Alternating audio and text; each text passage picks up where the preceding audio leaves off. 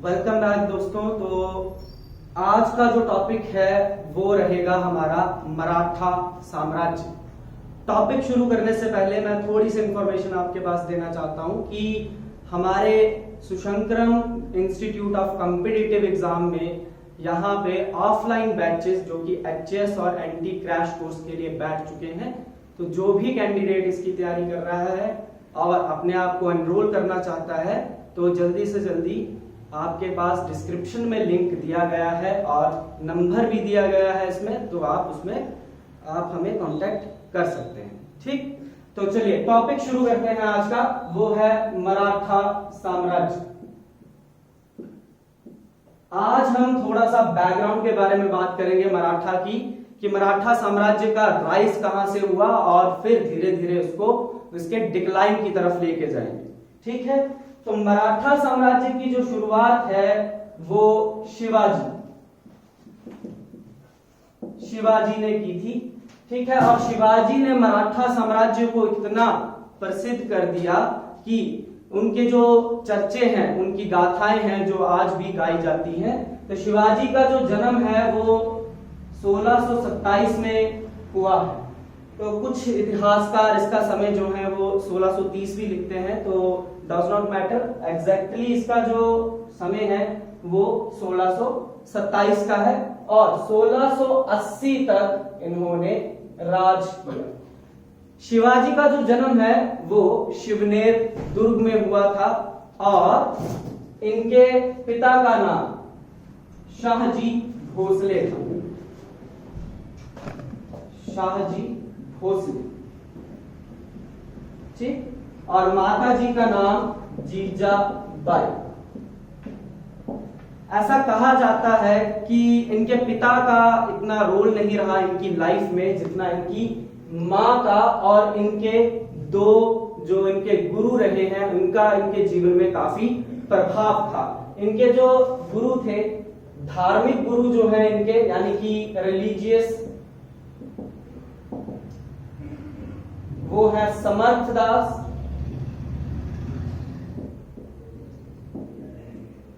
और जो इनके पॉलिटिकल गुरु हैं, राजनीतिक गुरु हैं, वो रहे आपके दादा कोणदेव। दादा कोणदेव।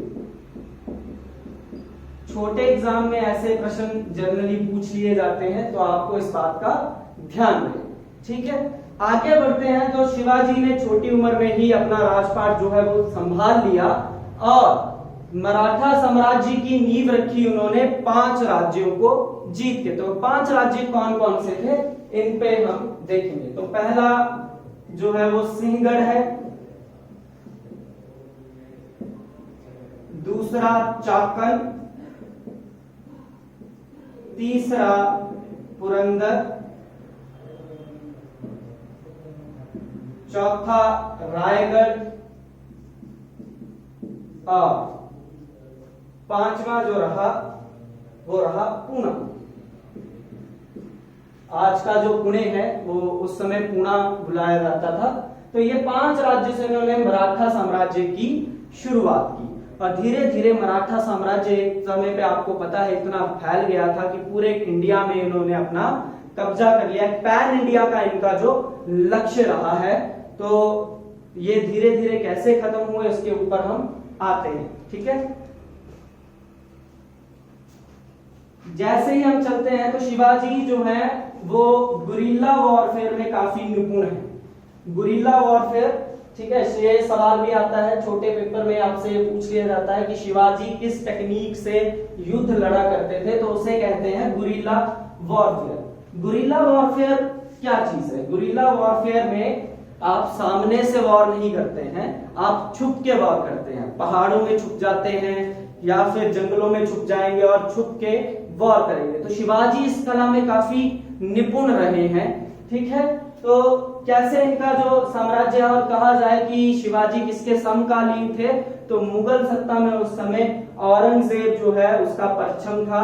ठीक है, जब ये मराठा साम्राज्य जो है लेम लाइट में आता है तो होता क्या है कि शिवाजी जो, अगर हम इंडिया का, साउथ इंडिया का मैप देखें, ये साम्राज्य स्टार्टिंग में छोटा था, ठीक है। धीरे धीरे ये साम्राज्य फैला और पूरा बढ़ता गया, समय आने पे ये दिल्ली तक भी फैला।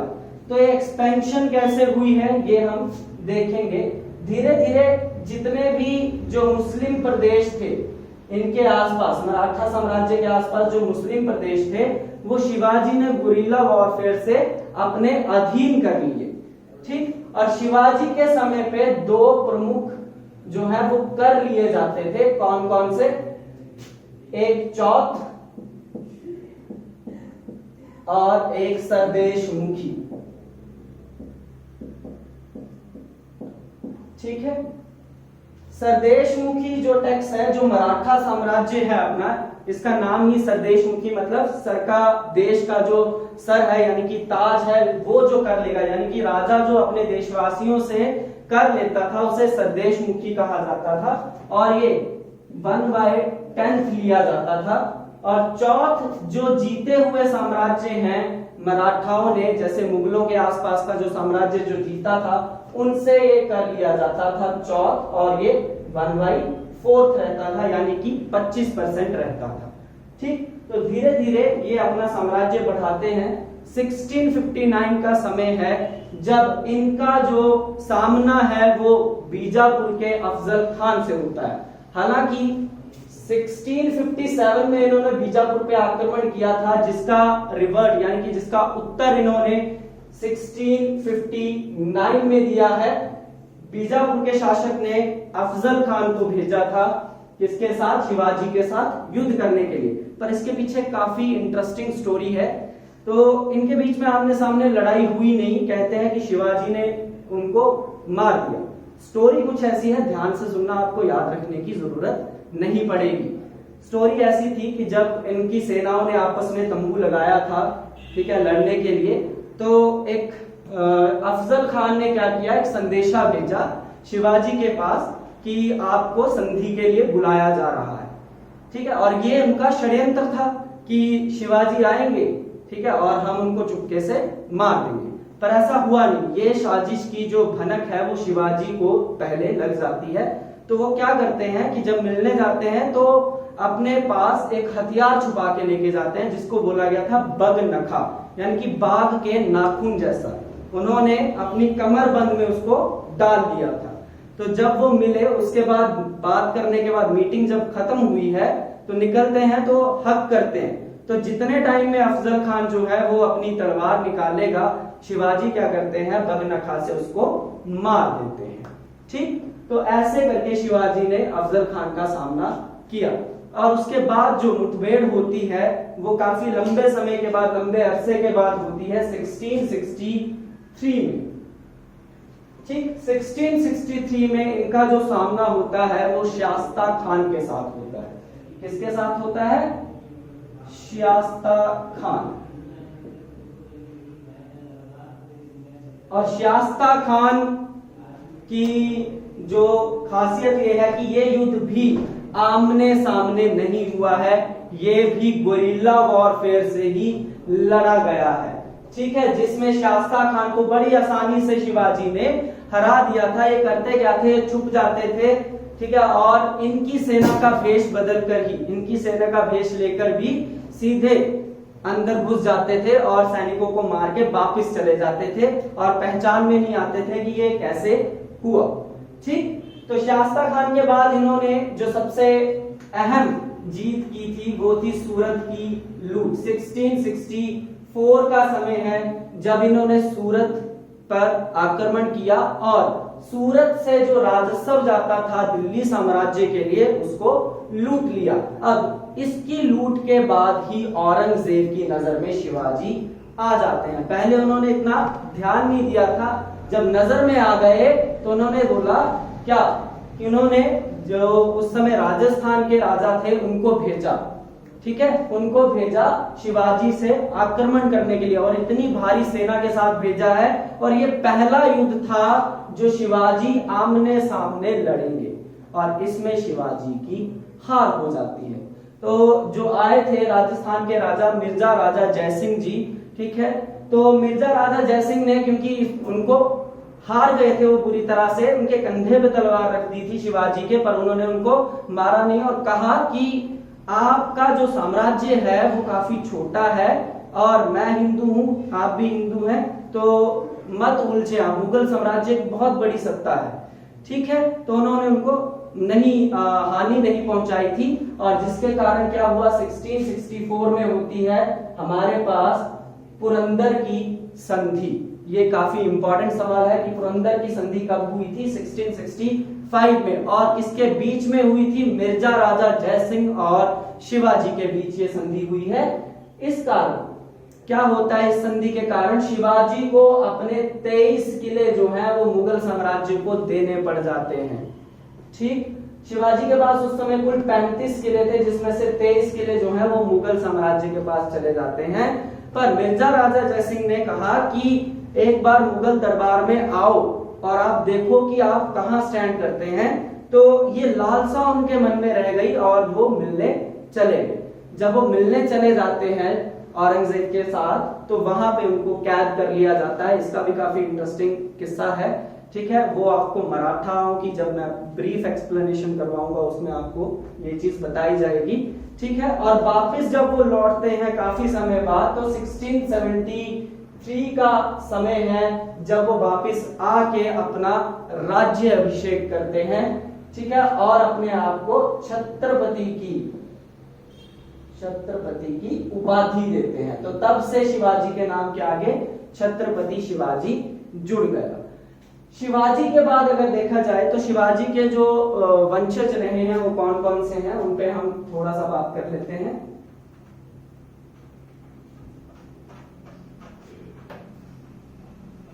दो बेटे थे शिवाजी के, दो बेटे थे, एक राजा राम, ठीक है। तो राजा राम की पत्नी का नाम है ताराबाई, ये आपको आगे काम आएगा क्योंकि बैटल भी होगी। और इनका जो बेटा है वो है शिवाजी टू,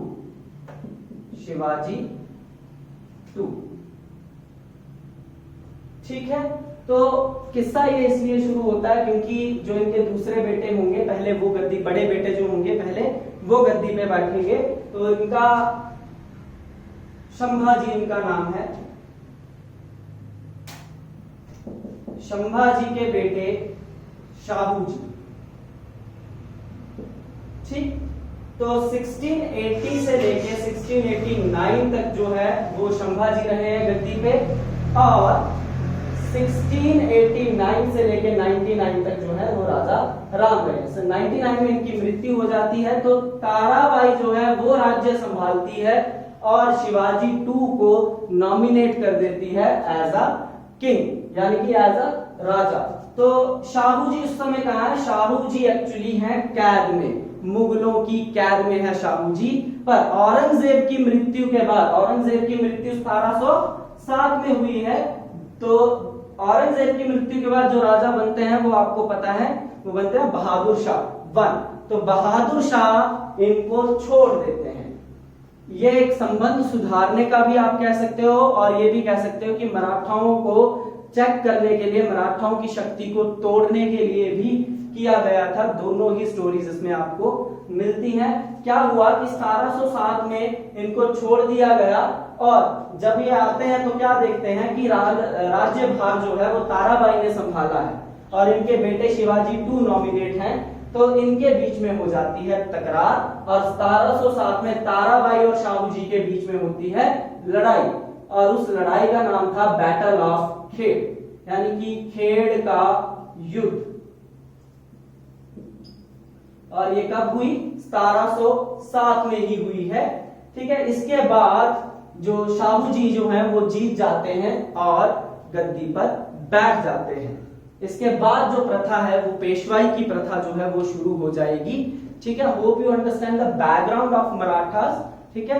अगले लेक्चर में हम लोग इसका डिक्लाइन करेंगे, जिसमें हम पेशवाओं को भी पढ़ेंगे और कैसे मराठा साम्राज्य जो है वो टूटा और ब्रिटिशर जो है वो अपनी हुकूमत कर लेते हैं, जिसमें हम मराठा एंग्लो वॉर्स की स्टडी करेंगे, ठीक है। नमस्कार।